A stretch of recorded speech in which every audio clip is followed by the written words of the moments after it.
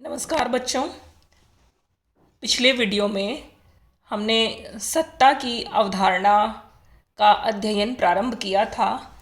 हमने सत्ता का अर्थ और उसकी परिभाषा, सत्ता की प्रकृति, औपचारिक सत्ता सिद्धांत, मानव संबंध आधारित स्वीकृति सिद्धांत, औपचारिक संगठन में अनौपचारिक सत्ता का किस प्रकार से विकास होता है, सत्ता के मूल आधार क्या हैं, सत्ता कितने प्रकार की हो सकती है, सत्ताधारी के क्या कार्य होते हैं, इन सब बातों को हमने समझने का प्रयास किया था।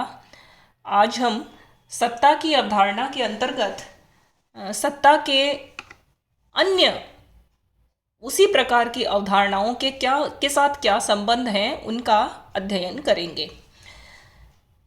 सत्ता से ही मिलती जुलती जो अन्य अवधारणाएं हैं वे शक्ति, प्रभाव, औचित्यपूर्णता, बल, ये इत्यादि सभी अवधारणाएं कमोबेश एक समान प्रतीत होती हैं, किंतु इन सभी में मूलतः अवधारणात्मक अंतर विद्यमान होते हैं।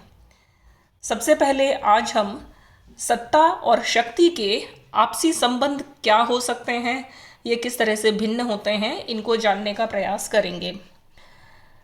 हम बार बार ये देख ही रहे हैं कि राजनीतिक व्यवस्थाएं उन संरचनाओं के द्वारा निर्मित होती हैं जो कि बल के प्रयोग का नियमन करती हैं। राजनीतिक व्यवस्था ही वो एकमात्र व्यवस्था है जिसके पास पूरे समाज के लिए बल के प्रयोग का एकाधिकार होता है, और बल का प्रयोग किस सीमा तक करना है, कब करना है, किस प्रकार से करना है, ये सारा निर्णय लेने का अधिकार राजनीतिक व्यवस्था का ही होता है। और जब बल की बात आती है तो इसमें शक्ति और सत्ता, इन दोनों का ही महत्वपूर्ण स्थान होता है। बल के प्रयोग का जो संस्थागत अधिकार होता है वह सत्ता है, और जब बल का प्रयोग जब तक नहीं किया जाता है तब तक उसके डर से जो कार्य किया जाता है वो शक्ति है। इस प्रकार से बहुत सूक्ष्म अंतर इन सभी अवधारणाओं के बीच में देखने को मिलता है। जब प्रतिरोध होता है, किसी कार्य का विरोध होता है, उस विरोध के होने के बावजूद भी जब कोई कार्य कर लिया जाता है तब माना जाता है कि यह कार्य शक्ति के कारण संपन्न हुआ है। इस तरह से शक्ति प्रतिरोध के होने के बावजूद भी स्वतंत्र कार्य करने की क्षमता का नाम है, जबकि सत्ता आदेश देने की क्षमता का नाम है। यदि शक्ति की चर्चा करें तो शक्ति अपनी इच्छा को प्रभावी रूप से पूरा करने की एक सत्ताधारी के अंदर, शक्तिधारी के अंदर योग्यता होती है। शक्ति व्यक्तिनिष्ठ होती है। शक्ति किसी भी व्यक्ति का अपना स्वयं का गुण होता है, वह आंतरिक गुण भी हो सकता है, वह अर्जित गुण भी हो सकता है। शक्ति पूरी तरह से व्यक्ति की अपनी संपदा होती है जिसे वह किसी भी प्रकार से विकसित करता है, और उसका प्रयोग वह स्वयं के लिए और अन्य व्यक्तियों के लिए कर सकता है। शक्ति असंस्थाकृत होती है, असाधनात्मक होती है। परिस्थितियों के अनुसार उसका प्रयोग भिन्न भिन्न प्रकार से करना यह शक्ति धारक का कार्य होता है, और यह पता नहीं चलता कि शक्ति का प्रयोग करने वाला कब, कितनी मात्रा में और किस प्रकार की शक्ति का प्रयोग करेगा। इसलिए शक्ति के बारे में किसी भी प्रकार की भविष्यवाणी करना यह एक बहुत ही कठिन कार्य है। शक्ति का प्रयोग क्योंकि कानून के आधार पर नहीं होता है, शक्ति के प्रयोग को संविधान के अंतर्गत किसी प्रकार से सीमांकित नहीं किया जा सकता, और शक्ति का प्रयोग सामान्यतः स्वीकृति पर भी आधारित नहीं होता है। यह बलपूर्वक आरोपित की जाती है। इसलिए जहाँ लोकतंत्र नहीं है, वरन जहाँ पर तानाशाही शासन व्यवस्थाएं हैं, वहाँ पर सामान्यतः जो प्रयोग होता है वो शक्ति का प्रयोग होता है, वहां पर सत्ता का प्रयोग कम होता है। जबकि शक्ति की इस धारणा के विपरीत जो सत्ता होती है वो संविधान के द्वारा निश्चित होती है, कानून के द्वारा उसको पहले से ही पूर्व परिभाषित कर दिया जाता है। सत्ता में यह निश्चित रहता है कि सत्ता के धारक कौन लोग होंगे, उनमें क्या योग्यताएं होंगी, वे अपने सत्ता के अंतर्गत किन अधिकारों का प्रयोग करेंगे, किन लोगों पर उनका प्रयोग किया जाएगा और स्वयं सत्ता धारक के ऊपर क्या क्या सीमाएं लगी होंगी।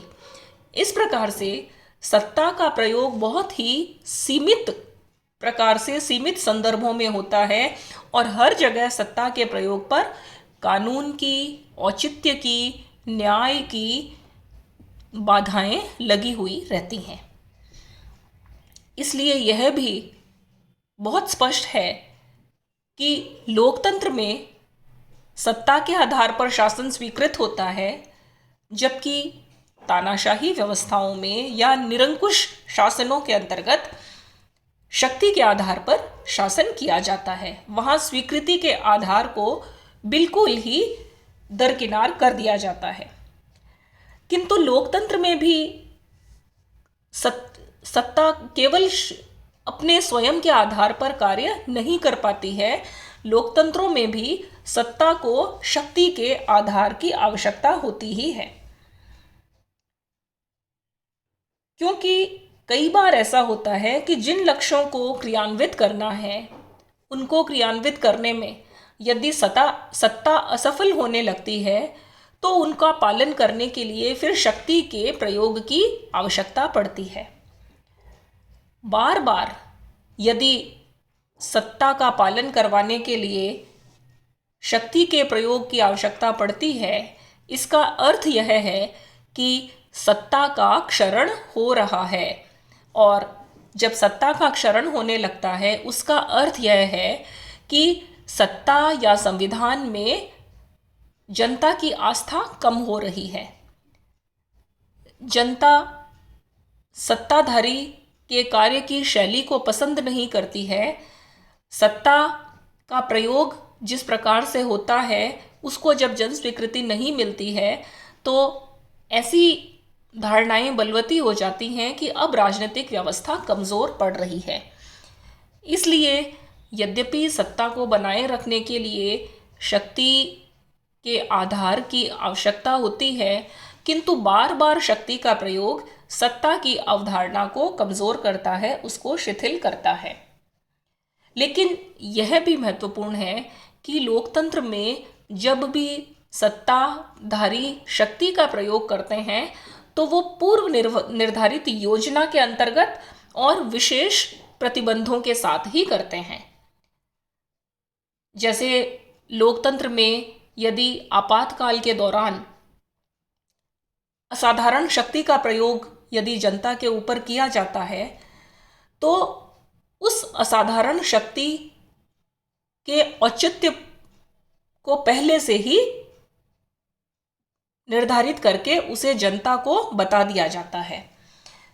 इस तरह से जैसे ही वो आपात समाप्त होता है, उसके समाप्त होते ही शक्ति को भी पीछे धकेल दिया जाता है और फिर से सामान्य शासन स्थापित हो जाता है। सत्ता और शक्ति इन दोनों का ही धीरे धीरे या अचानक स्थानांतरण होता है।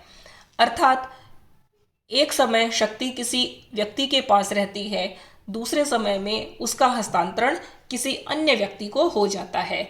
यह सामान्य कारणों से हो सकता है, जैसे कि सत्ताधारी की मृत्यु होने पर या उसके अस्वस्थ होने पर या किसी प्रकार से उसकी शक्ति के प्रयोग की अनिच्छा के कारण या संवैधानिक सीमाओं के अंतर्गत। इस प्रकार से समय समय पर शक्तिधारक और सत्ताधारक इन दोनों का ही स्थान परिवर्तन होता रहता है और नए नए शक्ति और सत्ता के प्रयोगकर्ता सामने आते रहते हैं। ऐसा भी हो सकता है कि सत्ता और शक्ति ये दोनों ही केंद्रित भी रह सकते हैं अथवा विकेंद्रित भी हो सकते हैं। इनका केंद्रित या विकेंद्रित होना भी शक्ति और सत्ता के प्रयोगकर्ताओं के व्यक्तित्व पर निर्भर करता है।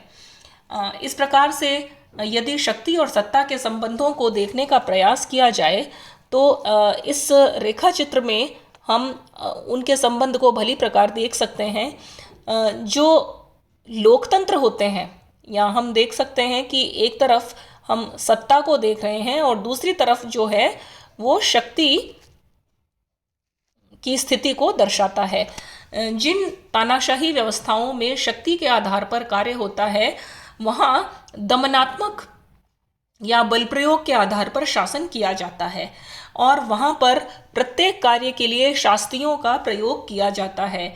शास्त्रियों को जिन्हें इंग्लिश में सैंक्शंस कहा जाता है, उनका अर्थ होता है कि शक्ति धारक की इच्छा के अनुरूप कार्य किया गया है तो पुरस्कार मिलेगा और उनकी इच्छा के विरोध में कार्य किया गया है तो दंड मिलेगा। इस प्रकार से दंड और पुरस्कार के आधार पर कार्य होता है और एक भय का वातावरण जन सामान्य में बना रहता है। और इस प्रकार से शक्ति जो है वो परिस्थिति जन्य होती है। कब शक्ति का प्रयोग किस पर कर लिया जाएगा इसकी भविष्यवाणी नहीं की जा सकती और यह जो शासन है वो निरंकुश अथवा तानाशाही शासन कहलाता है। किंतु लोकतंत्र में शक्ति सत्ता के पीछे छिपी हुई रहती है। सत्ता जो कि संस्थाकृत होती है, पहले से पूर्व निर्धारित होती है, पूर्व परिभाषित होती है। सत्ताधारी के पास किस प्रकार की शक्ति है, कितनी शक्ति है, ये सबको पता रहता है, जन सामान्य को पता रहता है और सत्ताधारक भी ये जानता है कि उसे किन सीमाओं के भीतर कार्य करना है। इसकी सबसे बड़ी विशेषता है कि सत्ता स्वीकृत होती है, यानी कि जन सामान्य सत्ताधारी की स्वीकृति को स्वीकार करता है और अधीनस्थ भी उसकी सत्ता को स्वीकार करते हैं। जब सत्ता स्वीकृत हो जाती है तब नेतृत्व की भूमिका उत्पन्न होती है और ये लोग सबको एक साथ लेकर के कार्य करने की शैली को अपना लेते हैं और नेतृत्व के कारण प्रभाव उत्पन्न होता है जो कि भय का बिल्कुल उल्टा है। और प्रभाव से प्रोत्साहन मिलता है और प्रोत्साहन से कार्य करने को प्रोत्साहित मिलता है तो साथ मिलकर के कार्य करने को भी बल मिलता है। इस तरह से हम देख सकते हैं कि सत्ता जो है वो मूल्य और औचित्यपूर्णता पर आधारित होती है और औचित्यपूर्णता की विस्तृत चर्चा हम बाद में करेंगे। तो इस प्रकार से सत्ता और शक्ति के जो आपसी संबंध हैं वो यद्यपि साथ साथ भी चलते रहते हैं और लोकतंत्रों में और तानाशाही व्यवस्थाओं में भिन्न प्रकार के संबंध होते हैं। दूसरा जो आपसी संबंध है वो है सत्ता और प्रभाव का संबंध। सत्ता, जैसा कि हम देख ही चुके हैं कि पूर्व निर्धारित, पूर्व निश्चित, पूर्व परिभाषित और योजनाबद्ध तरीके से कार्यकारी होती है और इसके विपरीत प्रभाव भी शक्ति की तरह से व्यक्तिनिष्ठ होता है। प्रभाव पूरी तरह से अनिश्चित होता है और यह मनोवैज्ञानिक होता है। शक्ति, सत्ता और प्रभाव, इन तीनों अवधारणाओं में से शक्ति एक छोर पर है और पूरी तरह से बल प्रयोग पर आधारित होती है। मनोवैज्ञानिक रूप से यह भय को उत्पन्न करती है। दूसरे छोर पर प्रभाव होता है, यह पूरी तरह से अनुपालन और प्रोत्साहन को बढ़ावा देती है। यह नेतृत्व की भूमिका उत्पन्न करती है और मनोवैज्ञानिक रूप से यह विश्वास को पैदा करती है। इन दोनों छोरों के बीच में सत्ता का निवास होता है जिसके अंदर शक्ति भी है और जिसमें प्रभाव भी है। सत्ता में यह कोशिश की जाती है कि सत्ता के भीतर या सत्ता का प्रयोग करता प्रभाव को बढ़ाए और शक्ति के प्रयोग को सीमित करे, क्योंकि प्रभाव एक बार यदि उत्पन्न हो जाता है तो उसका असीमित रूप से प्रयोग हमेशा के लिए किया जाता है, जबकि शक्ति का प्रयोग सीमित होता है और एक बार शक्ति का प्रयोग करने पर दूसरी बार शक्ति के प्रयोग से भय की उत्पत्ति होती है और भय लगातार बढ़ता है। और बार बार प्रभाव के प्रयोग से जब कार्य किया जाएगा तो विश्वास में लगातार बढ़ोतरी होगी और कार्य में सफलता की संभावना बढ़ जाती है। इस तरह से सत्ता के साथ प्रभाव के जुड़ जाने पर सत्ता स्थायी हो जाती है। इसलिए प्रयास यही किया जाता है सत्ता संबंधों में कि शक्ति को पार्श्व में धकेल करके प्रभाव की भूमिका को बढ़ाया जाना चाहिए। यदि सत्ता और औचित्यपूर्णता की बात करें तो अगले वीडियो में औचित्यपूर्णता का जब हम अध्ययन करेंगे तब विस्तार से उसका देखेंगे, किंतु यहाँ भी यह बात संबंधात्मक दृष्टि से देखें तो सत्ता और औचित्यपूर्णता दोनों एक ही सिक्के के दो पहलू हैं। शक्ति को जब औचित्य मिल जाता है तो वह सत्ता बन जाती है, किंतु ऐसा भी हो सकता है कि जिसके पास संविधान सम्मत शक्ति है, जिस सत्ताधारक को कानून के द्वारा सत्ता प्रदान कर दी गई है, किंतु वह भी यदि अपने उन कानूनी सीमाओं का त्याग करके कानून के बाहर जाकर जब अवैध रूप से सत्ता का प्रयोग करता है तो उसके औचित्यपूर्णता पर प्रश्न चिन्ह लग जाता है और ऐसे सत्ताधारी के विरुद्ध विश्वास की कमी उत्पन्न होने लग जाती है। इसलिए सत्ता को प्रभावी और स्थायी बनाए रखने के लिए उसका लगातार औचित्यपूर्ण होना बेहद ज़रूरी है। सत्ता की सफलता अधिकतम औचित्यपूर्णता पर ही निर्भर करती है और औचित्यपूर्णता एक निरंतर घटने वाली प्रक्रिया है।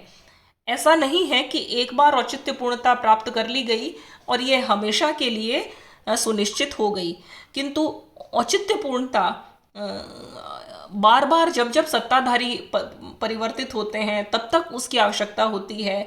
प्रत्येक कार्य में औचित्यपूर्णता सिद्ध करनी होती है और प्रत्येक कार्य में लोकतंत्रों में ऐसा होता है कि सत्ताधारक को बार बार जवाबदेह होना पड़ता है संविधान के प्रति और जनता के प्रति।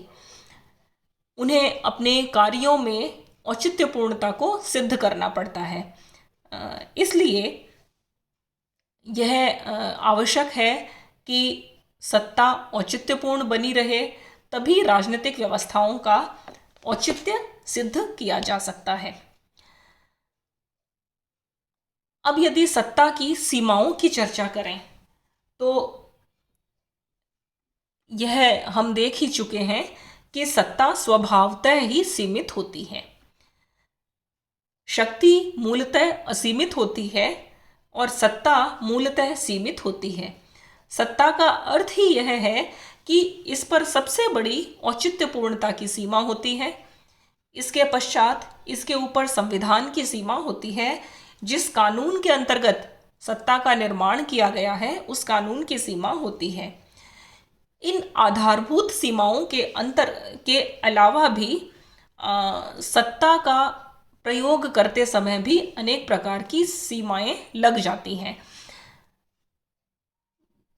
जिस सीमा तक संविधान के द्वारा सत्ता के प्रयोग की स्वीकृति मिलती है उस सीमा तक भी सत्ताधारी अपनी सत्ता का प्रयोग नहीं कर पाता है, क्योंकि उस पर अनेक प्रकार की पर्यावरणात्मक, अनेक प्रकार की स्वयं सत्ताधारी की ज्ञान की सीमाएं हो सकती हैं, उसके शारीरिक स्वास्थ्य की सीमाएं हो सकती हैं, सत्ताधारक की समझने की क्षमता कितनी है उसकी सीमाएं हो सकती हैं।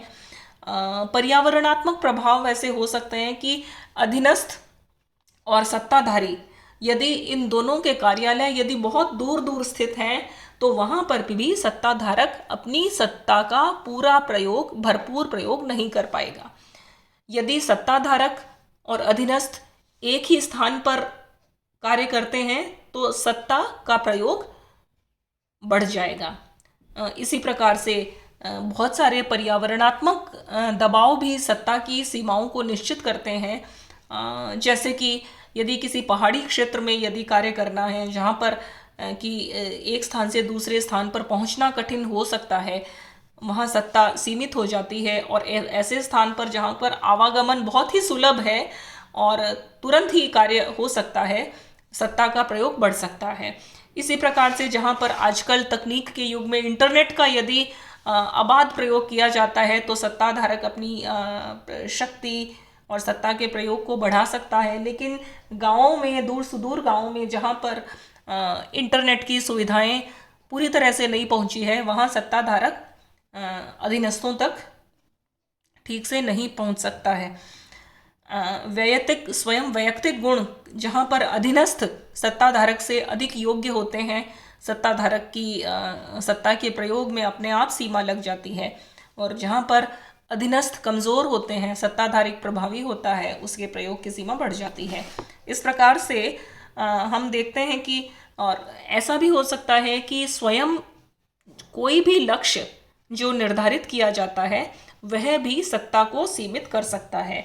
प्रत्येक योजना, प्रत्येक कार्य और प्रत्येक नीति के भीतर अलग अलग प्रकार से सत्ता की सीमाएं तय हो जाती हैं। सत्ता के प्रयोग पर, जैसा कि हमने पूर्व में भी अध्ययन किया कि सत्ता के प्रयोग पर अनौपचारिक सत्ता की भी बहुत बड़ी सीमा होती है। जिन संगठनों में मजबूत अनौपचारिक संगठन या अनौपचारिक सत्ता कर्मचारियों की स्थापित हो जाती है और जब वे संगठित होकर के ही कार्य करते हैं तो उस अनौपचारिक संगठन के सामने वास्तविक सत्ताधारी की सत्ता के प्रयोग की सीमाएं लग जाती हैं। इस प्रकार से किसी भी राजनीतिक व्यवस्था में उसकी संस्कृति, उसके मूल्य, उसकी परंपराएं, रीति रिवाज, नैतिक अवधारणाएं, ये सब मिलकर के भी सत्ता के प्रयोग को सीमित कर सकते हैं। और अगला जो बिंदु है वो है कि सत्ता संबंधी शोध की क्या समस्याएं हैं। सत्ता संबंधों में किस प्रकार से राजनीतिक वैज्ञानिक को शोध करना चाहिए।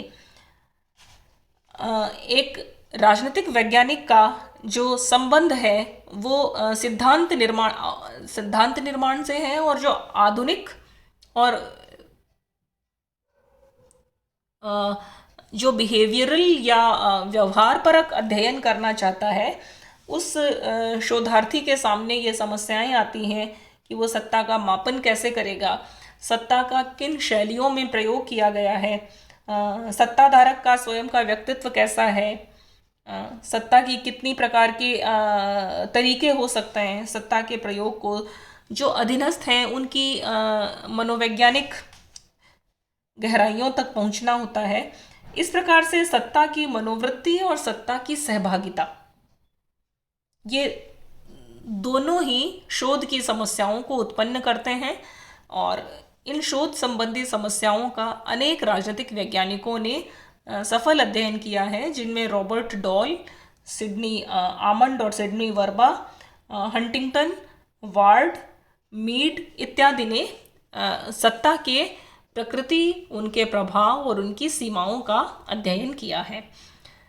व्यवहार परक अध्ययन में यह सबसे बड़ी बाधा यही लगती है कि सत्ताधारक और जो अधीनस्थ हैं उनके आपसी संबंधों के मापन की समस्या उत्पन्न होती है, और उनके मापन के संदर्भ में जो गणितीय और सांख्यिकीय गणनाएं की जाती हैं, जब हम उनका परिशुद्धता की जब बात करते हैं तो राजनीतिक तत्व कहीं कमज़ोर पड़ता है, और जब राजनीतिक तत्व का जब हम अध्ययन करते हैं तो भविष्यवाणी और मापन जो है वो बिगड़ने की संभावना रहती है। किंतु इन सभी समस्याओं के रहते हुए ही राजनीति विज्ञान का जो व्यवहारवादी अध्ययन है उसमें सत्ता के संबंध में निश्चित सिद्धांत निर्माण की आवश्यकता है। धन्यवाद।